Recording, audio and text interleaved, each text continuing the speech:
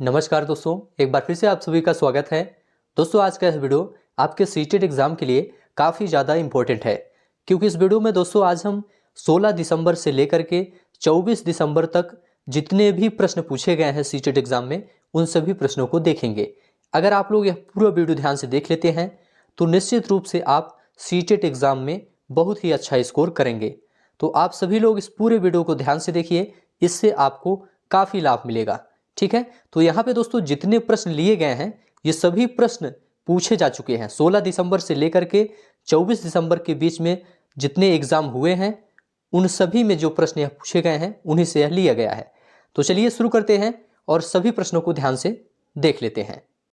चलिए, पहला प्रश्न आपके सामने है, कुड़ुक भाषा मुख्यतः कहाँ बोली जाती है। यह प्रश्न दोस्तों कई बार रिपीट हो चुका है, इसलिए इसको ध्यान से देखिए। देखिए दोस्तों, कुड़ुक भाषा ये जो है मुख्य रूप से झारखंड, छत्तीसगढ़ और उड़ीसा राज्यों में बोली जाती है। ठीक है, एक बात और ध्यान रखिएगा कुड़ुक भाषा के संदर्भ में कि कुड़ुक भाषा दोस्तों ये जो है ओराव जनजाति द्वारा बोली जाती है। अगर आपसे पूछा जाए कि किस जनजाति द्वारा बोली जाती है तो आप कहेंगे ओराव जनजाति द्वारा बोली जाती है। मुख्य रूप से झारखंड, छत्तीसगढ़ और उड़ीसा राज्यों में बोली जाती है।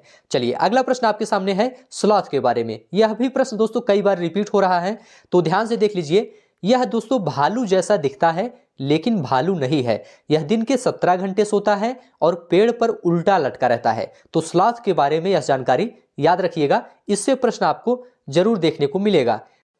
अगला प्रश्न है दोस्तों, सामाजिक सांस्कृतिक सिद्धांत यह किससे संबंधित है। तो याद रखिएगा ये वाइगोत्स्की से संबंधित है। वाइगोत्स्की ने ही दोस्तों सामाजिक सांस्कृतिक सिद्धांत दिया है और बालक के विकास में समाज और संस्कृति को ये महत्वपूर्ण मानते हैं। कौन? वाइगोत्स्की।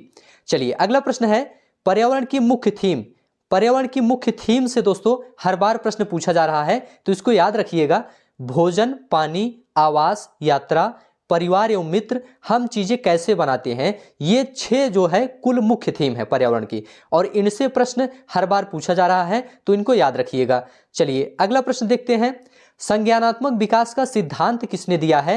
यह प्रश्न पूछा गया है, तो पियाजे ने दिया है दोस्तों। संज्ञानात्मक विकास का सिद्धांत पियाजे ने दिया है। संज्ञानात्मक विकास के 4 चरण बांटे हैं पियाजे ने। कौन कौन से चरण है दोस्तों? पहला है संवेदीगामक अवस्था, दूसरा है पूर्व संक्रियात्मक अवस्था, तीसरा है मूर्त संक्रियात्मक अवस्था, चौथा है औपचारिक संक्रियात्मक अवस्था। तो ये 4 चरण हैं संज्ञानात्मक विकास के, इसे जो है पियाजे ने दिया है।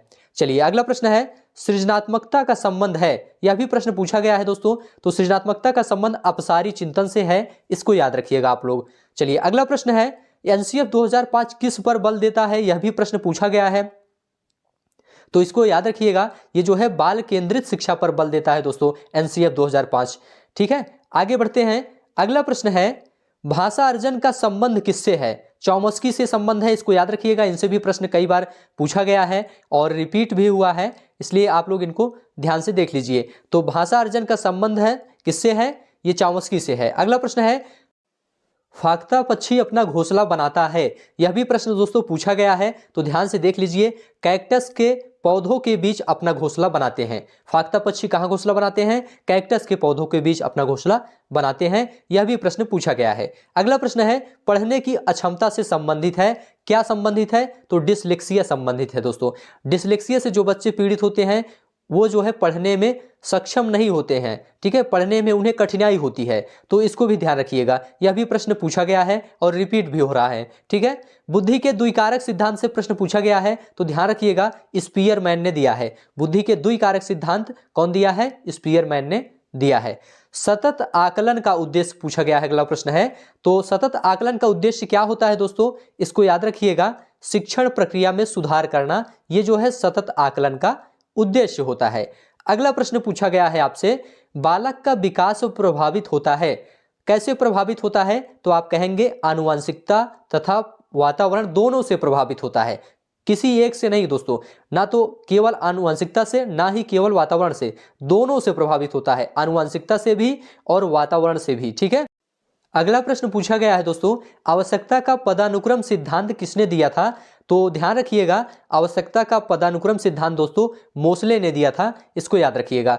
नेक्स्ट प्रश्न है, डाउन्स ब्लॉक का प्रयोग होता है, किस लिए इसका प्रयोग होता है दोस्तों? यह प्रश्न पूछा गया था। तो जोड़ की क्रिया करने के लिए या घटाव की क्रिया करने के लिए इसका प्रयोग किया जाता है। चलिए अगला प्रश्न है, घड़ी की सुई में 6 बजे से 3 बजे तक कितने डिग्री का कोण बनेगा? तो घड़ी की सुई से भी प्रश्न आया है, 6 से 3 बजे तक 270 डिग्री का कोण बनेगा, इसको भी याद रखिएगा। तो इस टाइप के प्रश्नों को आप लोग तैयार करके जाइएगा।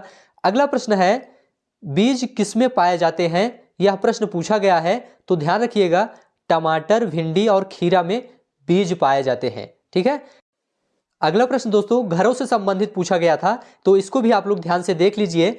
देखिए दोस्तों, असम में कैसे घर पाए जाते हैं यह पूछा गया था, तो ध्यान रखिएगा बांस के खंभों पर बने ऊंचे घर होते हैं असम में। ठीक है।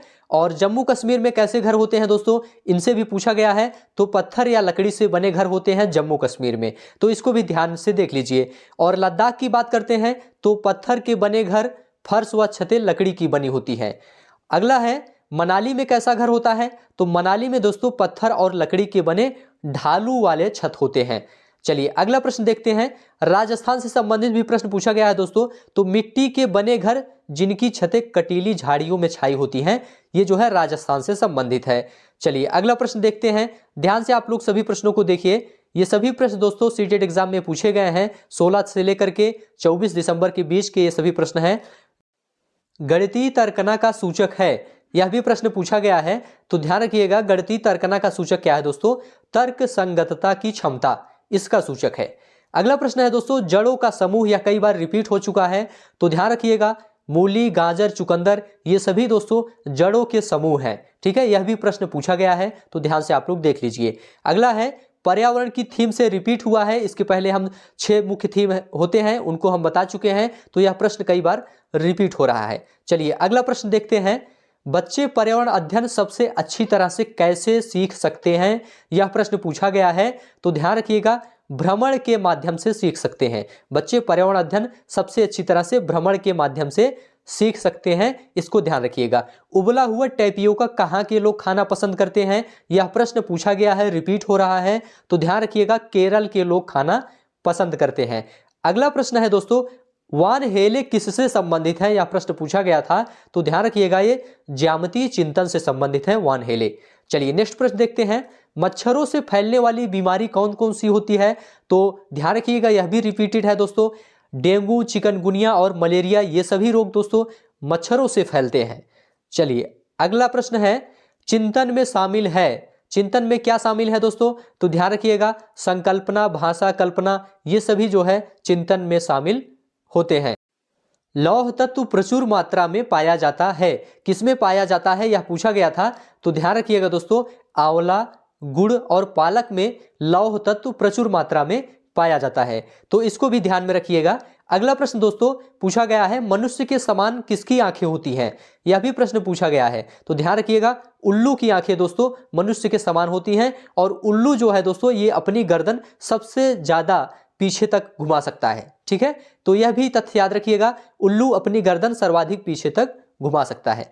अगला प्रश्न पूछा गया है दोस्तों महात्मा गांधी की दांडी यात्रा से, तो ध्यान रखिएगा 12 मार्च 1930 को जो है दांडी यात्रा शुरू की गई थी, साबरमती आश्रम से शुरू किया गया था, तो महात्मा गांधी से भी प्रश्न पूछा गया था, तो इसको भी आप लोग ध्यान से देख लीजिए। अगला प्रश्न देखते हैं, गुजरात के निकटवर्ती राज्यों से प्रश्न पूछा गया है दोस्तों, तो गुजरात के निकटवर्ती राज्य कौन कौन से हैं? मध्य प्रदेश, महाराष्ट्र, राजस्थान, ये जो है गुजरात के निकटवर्ती राज्य हैं दोस्तों, इसको ध्यान में रखिएगा।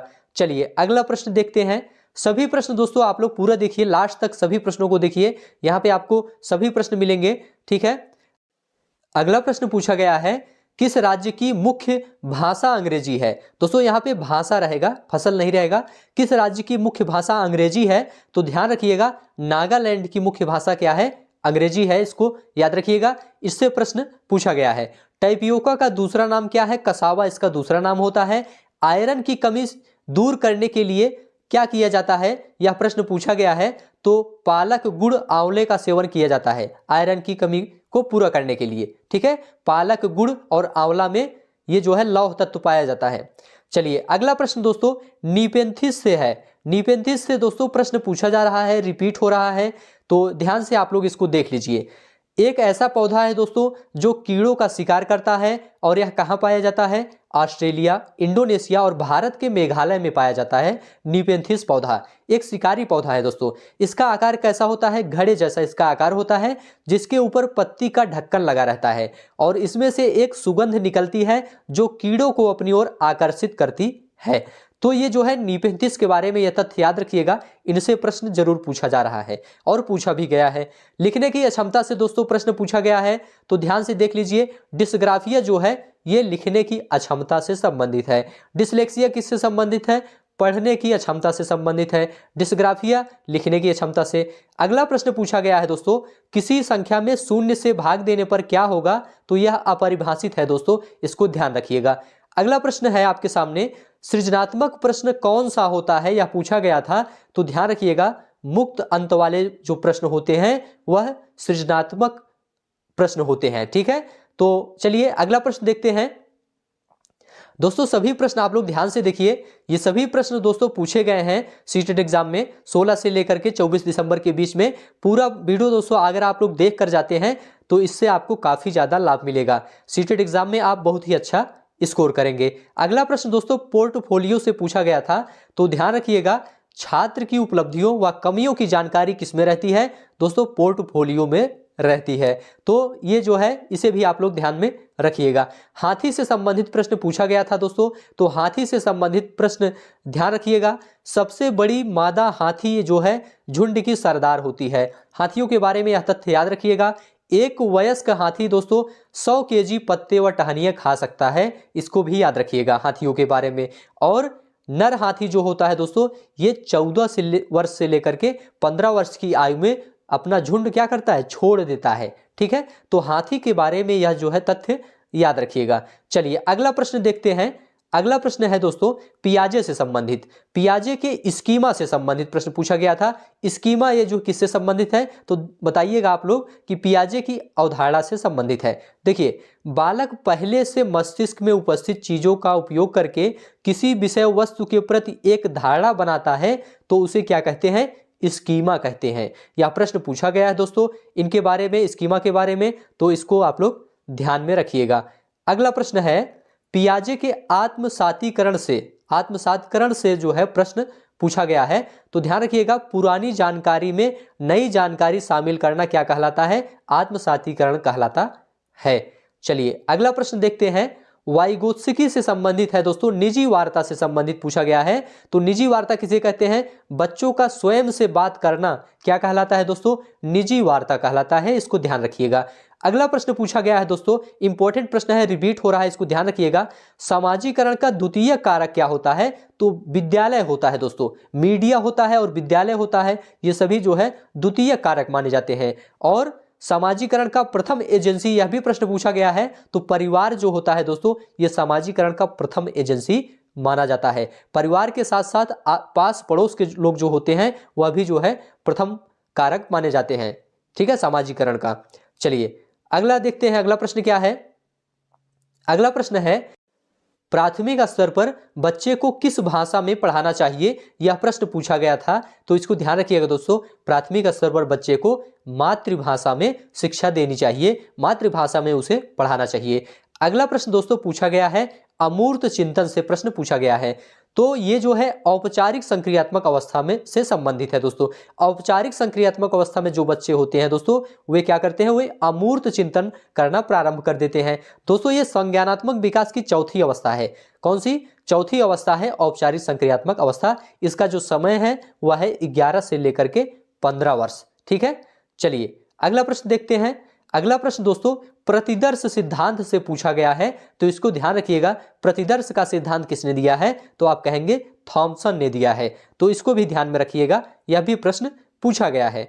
अगला प्रश्न दोस्तों बुद्धिलब्ध से पूछा गया था, तो ध्यान रखिएगा 111 से 120 जिसकी IQ होती है वह जो है बालक तीव्र बुद्धि का माना जाता है, और 130 से अधिक जिसकी IQ होती है वह बालक प्रतिभाशाली माना जाता है। तो यह भी तथ्य याद रखिएगा बुद्धिलब्धि के बारे में। अगला प्रश्न पूछा गया है दोस्तों इदम अहम परा अहम, यह जो है किससे संबंधित है? तो ध्यान रखिएगा ये जो है फ्रायड से संबंधित है दोस्तों। और दूसरा प्रश्न पूछा गया था इसके साथ में, मनोविश्लेषण सिद्धांत किसने दिया है? तो आप कहेंगे फ्रायड ने दिया है। मनोविश्लेषण सिद्धांत दोस्तों फ्रायड ने दिया है। तो दोस्तों सभी प्रश्नों को आप लोग ध्यान से देखते चलिए, पूरा देख लेते हैं वीडियो आप लोग, तो इससे आपको काफी लाभ मिलेगा। अगला प्रश्न है दोस्तों, मधुबनी चित्रकला से प्रश्न पूछा गया है। तो मधुबनी चित्रकला दोस्तों ये बिहार से संबंधित है, ठीक है, तो इसको भी ध्यान रखिएगा। पोचमपल्ली से प्रश्न पूछा गया है। पोचमपल्ली दोस्तों आंध्र प्रदेश में है, लेकिन वर्तमान में ये जो है तेलंगाना में है, ठीक है, पहले आंध्र प्रदेश में था और वर्तमान में कहाँ है? तेलंगाना में है। पोचमपल्ली में क्या किया जाता है? बुनाई का काम किया जाता है, इसको ध्यान रखिएगा। चलिए अगला प्रश्न देखते हैं, मनुष्य से 4 गुना तेज देख पाते हैं। तो बाज, चील और गिद्ध ये जो होते हैं मनुष्य से 4 गुना तेज देख सकते हैं। अगला प्रश्न पूछा गया है, गार्डनर का बहुभुज सिद्धांत से पूछा गया है दोस्तों, तो इसको भी ध्यान रखिएगा, गार्डनर का बहुभुज सिद्धांत, ठीक है, इससे भी प्रश्न पूछा गया है, इसलिए आप लोग इसको तैयार करके जाइएगा। गोवा का खाना, इससे प्रश्न पूछा गया है कि गोवा में क्या खाना पसंद करते हैं लोग? तो ध्यान रखिएगा, नारियल के तेल में बनी समुद्र की मछली खाना पसंद करते हैं। चलिए अगला प्रश्न पूछा गया है, केरल से संबंधित है, केरल के लोग क्या पसंद करते हैं दोस्तों? इससे भी प्रश्न पूछा गया है, रिपीट हो रहा है। किसी भी करी के साथ उबला हुआ टैपियोका खाना पसंद करते हैं, कहां के लोग? केरल के लोग। चलिए अगला प्रश्न है, हांगकांग के लोग क्या खाना पसंद करते हैं? तो ध्यान रखिएगा, पकाया हुआ सांप खाना पसंद करते हैं।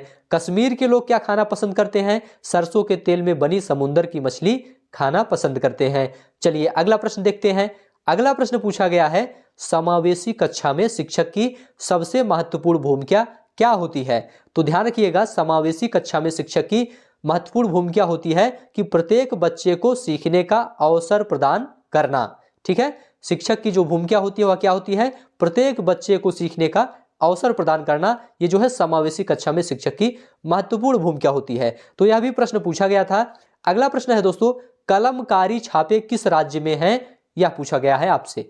तो कलमकारी छापे दोस्तों ये जो है आंध्र प्रदेश राज्य में है। कहां पे है? आंध्र प्रदेश राज्य से संबंधित है। अगला प्रश्न है, मूल्यांकन का उद्देश्य क्या होता है? तो ध्यान रखिएगा दोस्तों, शिक्षण अधिगम में सुधार करना, यह किसका उद्देश्य होता है दोस्तों?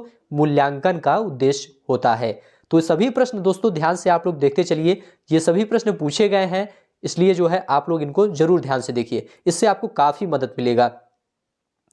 अगला प्रश्न पूछा गया है, बुद्धि का तरल सिद्धांत किसने दिया था?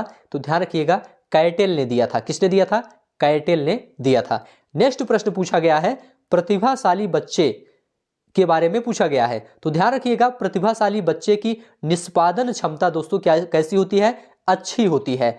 तो इसके बारे में जो है यह चीज ध्यान रखिएगा। बाल केंद्रित शिक्षा के बारे में पूछा गया है। तो बाल केंद्रित शिक्षा में बच्चे सामान्यतः क्या करते हैं? स्वयं से या समूह में सीखते हैं। बाल केंद्रित शिक्षा में बच्चे स्वयं से सीखते हैं या फिर समूह में सीखते हैं। तो यह भी प्रश्न पूछा गया था, तो इसको भी ध्यान में रखिएगा।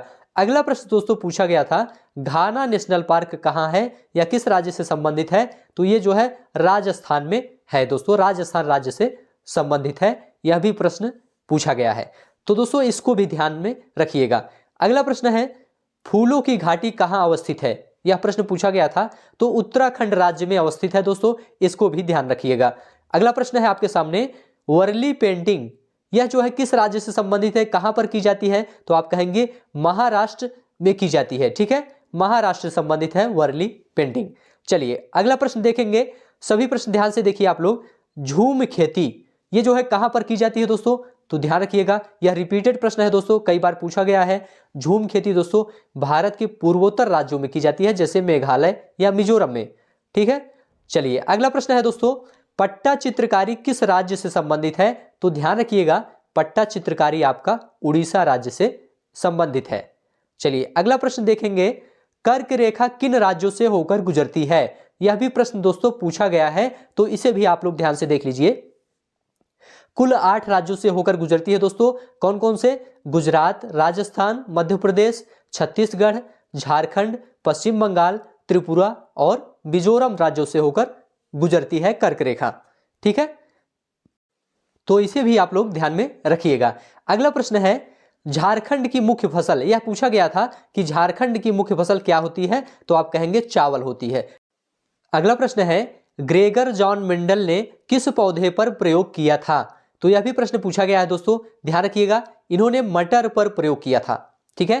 किस पर किया था? मटर पर इन्होंने प्रयोग किया था। अगला प्रश्न है, जिम कॉर्बेट नेशनल पार्क, यह भी पूछा गया था, जिम कॉर्बेट नेशनल पार्क कहाँ स्थित है? तो ध्यान रखिएगा, ये जो है उत्तराखंड राज्य में स्थित है, ठीक है। इसको भी आप लोग ध्यान से देख लीजिए। चलिए अगला है, मधुमक्खी का छत्ता, इसके बारे में प्रश्न पूछा गया है दोस्तों, ध्यान रखिएगा। रानी मधुमक्खी जो होती है वह अंडे देती है। मधुमक्खी के छत्ते में कौन अंडा देता है? रानी मधुमक्खी अंडे देती है। और कब देती है? अक्टूबर से दिसंबर महीने में। चलिए अगला प्रश्न देखेंगे, अरब सागर के किनारे कौन कौन से राज्य स्थित हैं? यह प्रश्न पूछा गया है, तो ध्यान रखिएगा, कर्नाटक, केरल, गुजरात, ये सभी राज्य दोस्तों अरब सागर के किनारे स्थित हैं। अगला प्रश्न है दोस्तों, मधुबनी के बारे में पूछा गया है। मधुबनी दोस्तों ये चित्रकारी के लिए प्रसिद्ध है और ये किस राज्य में है? बिहार में है। तो मधुबनी जो है दोस्तों ये बिहार में स्थित है। बाला का पूर्ण रूप पूछा गया था दोस्तों, ध्यान रखिएगा, बाला का पूर्ण रूप होता है बिल्डिंग एज लर्निंग एड, ठीक है। अधिगम सहायक के रूप में बिल्डिंग, यह जो है इसका फुल फॉर्म होता है और हिंदी में नाम होता है अधिगम सहायक के रूप में बिल्डिंग। अगला प्रश्न देखेंगे, तो इसको आप लोग ध्यान में रखिएगा, यह प्रश्न पूछा गया था।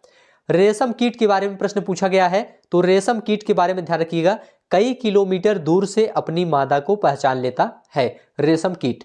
अगला प्रश्न डिस्कैलकुलिया से संबंधित है। डिस्कैलकुलिया किससे संबंधित है दोस्तों? ध्यान रखिएगा, ये जो है गणना संबंधी विकार से संबंधित है। क्या? डिस्कैलकुलिया। अगला प्रश्न पूछा गया है, रचनात्मक आकलन का संबंध किससे है? तो आप कहेंगे खुले अंत वाले प्रश्नों से है रचनात्मक आकलन का संबंध। चलिए अगला प्रश्न देखेंगे, बंगाल की खाड़ी में गिरने वाली नदियां कौन कौन सी हैं? तो ध्यान रखिएगा, महानदी, कावेरी, दामोदर और भी कई नदियां हैं, तो इन्हें भी आप लोग ध्यान में रखिएगा। बंगाल की खाड़ी में गिरने वाली ये नदियां हैं महानदी, कावेरी और दामोदर। स्कैप फोल्डिंग से प्रश्न पूछा गया था, तो इसके बारे में ध्यान रखिएगा दोस्तों, बच्चों को सहयोग प्रदान करना क्या कहलाता है? स्कैप फोल्डिंग कहलाता है, ठीक है। डिसलेक्सिया से पूछा गया है, आप लोग जानते हैं ये पठन विकार से संबंधित है। अगला प्रश्न देखते हैं, रक्षाबंधन त्योहार कब मनाया जाता है दोस्तों? तो पूर्णिमा को मनाया जाता है, इसको ध्यान रखिएगा, यह भी प्रश्न पूछा गया था रक्षाबंधन के त्योहार से संबंधित। अगला प्रश्न पूछा गया है, पर्वत का पर्यायवाची क्या होता है? तो पहाड़, गिरी और नग, ये सभी जो है पर्वत के पर्यायवाची शब्द हैं, यह भी प्रश्न पूछा गया था। अगला प्रश्न है दोस्तों, प्रभावी शिक्षण में महत्वपूर्ण है, क्या महत्वपूर्ण है प्रभावी शिक्षण में? ध्यान रखिएगा, छात्र से संवाद करना, यह जो है प्रभावी शिक्षण में महत्वपूर्ण होता है। अगला प्रश्न पूछा गया है, कन्नौज किस लिए प्रसिद्ध है दोस्तों? तो ध्यान रखिएगा, कन्नौज जो है इत्र के लिए प्रसिद्ध है। कन्नौज कहाँ है दोस्तों? उत्तर प्रदेश में है। अगला प्रश्न है, हवा और शिकार में अंतर कर लेता है, तो क्या अंतर कर लेता है? बाघ जो होता है ये दोस्तों हवा और अपने शिकार में अंतर करने में सक्षम होता है। अगला प्रश्न है, एनसीएफ 2005 गणित शिक्षण का उद्देश्य क्या है दोस्तों? तो ध्यान रखिएगा, तार्किक तरीके से सोचना, ये जो है इसका उद्देश्य होता है। तो दोस्तों इस प्रकार से आपका यह वीडियो पूरा यहाँ तक कंप्लीट हो जाता है। ये सभी प्रश्न 16 दिसंबर से लेकर के 24 दिसंबर के बीच में पूछे गए हैं, इसलिए आप लोग इनको रिवाइज करके एग्जाम देने जाइएगा, इससे आपको सीटेट एग्जाम में दोस्तों काफ़ी मदद मिलेगी। तो दोस्तों यह वीडियो आपको कैसा लगा आप लोग कमेंट में लिखकर बताइए। अच्छा लगा है तो हमारे चैनल को अभी सब्सक्राइब करिए। और दोस्तों अभी के लिए बस इतना ही, अब हम आपको नेक्स्ट वीडियो में मिलेंगे किसी नए टॉपिक के साथ। तब तक के लिए आप सभी का बहुत बहुत धन्यवाद।